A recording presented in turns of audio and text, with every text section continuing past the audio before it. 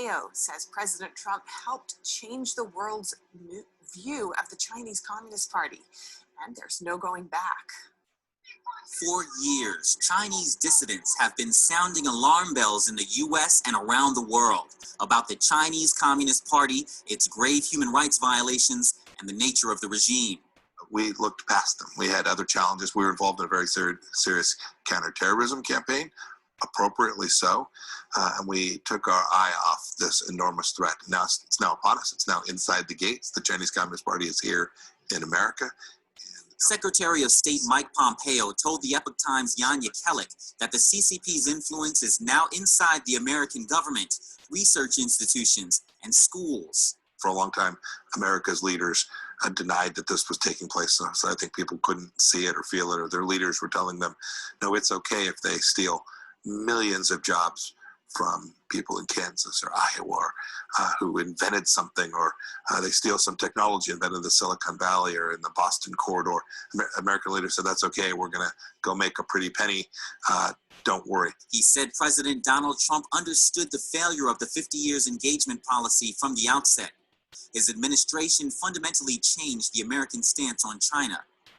And the Trump administration has begun in every dimension to turn the ship in the right direction, to get America to once again do the right thing and protect itself from this communist threat in China.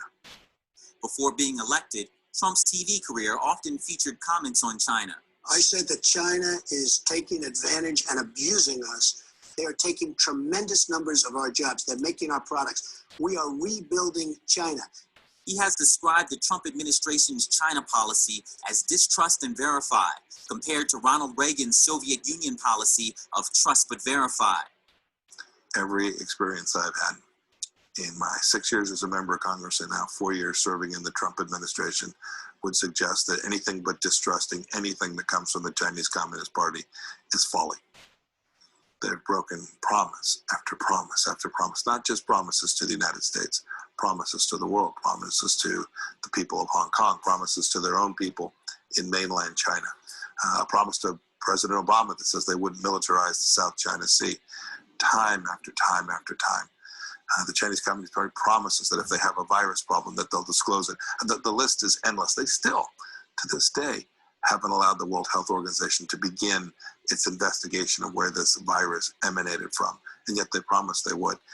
He said there is no going back to the past China policies. President Trump recognized that when he began his campaign, and then when he took office, we've now changed fundamentally how I think the West looks at China, not just the United States. Even when you look at Europe, Australia, and Southeast Asia, they know too. They know that the Chinese Communist Party is up to no good, and they see it. They see it plainly, and so I'm confident that this pressure that is now on the Chinese Communist Party is real, and not just because leaders are demanding it, because people all across the world can see the true face of the Chinese Communist Party has been exposed. Americans' distrust of mass media has reached a record high. 33% of those polled by Gallup saying they have no confidence at all in the media. And that's in contrast to Democrats' increasing levels of trust in the media. Gallup reports that Republican confidence in the media has plummeted, while Democratic Party supporters' trust in the media has risen dramatically.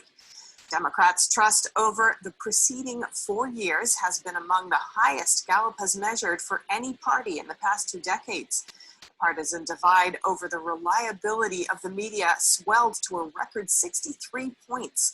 A mere 10% of Republicans surveyed said they had a great deal or fair amount of trust in the media, compared to 73% of Democrats. The massive gap between supporters of the two parties is the largest Gallup has recorded since it started asking respondents the question in the 1970s. Governments around the world have murdered their own citizens for what is revealed in this book. My name is Jason Hansen. I'm a former CIA officer, and you might have seen me on Shark Tank, the NBC Today Show, and Fox News. In this book right here, I reveal how to stop socialism. I reveal how to preserve our liberties, how to make sure America stays safe. This book is free. It's that valuable that I'm going to send it to you on my own dime. Click below right now, grab your free copy of this book.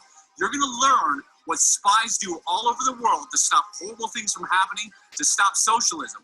And if it works all over this world, it's going to work right here in the United States. So for anybody who values the Second Amendment, who values liberty, grab this free book today.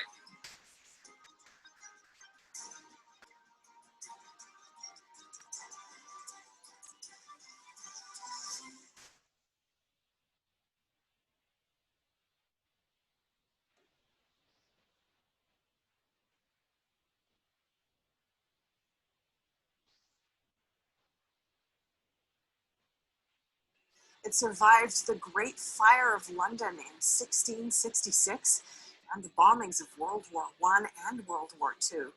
Let's take a closer look at one of the oldest churches in London. Our UK correspondent Jane Werrell reports. This church tells the story of this little part of London in a way that nothing else really can do. It tells a religious story, it tells a historical story, it tells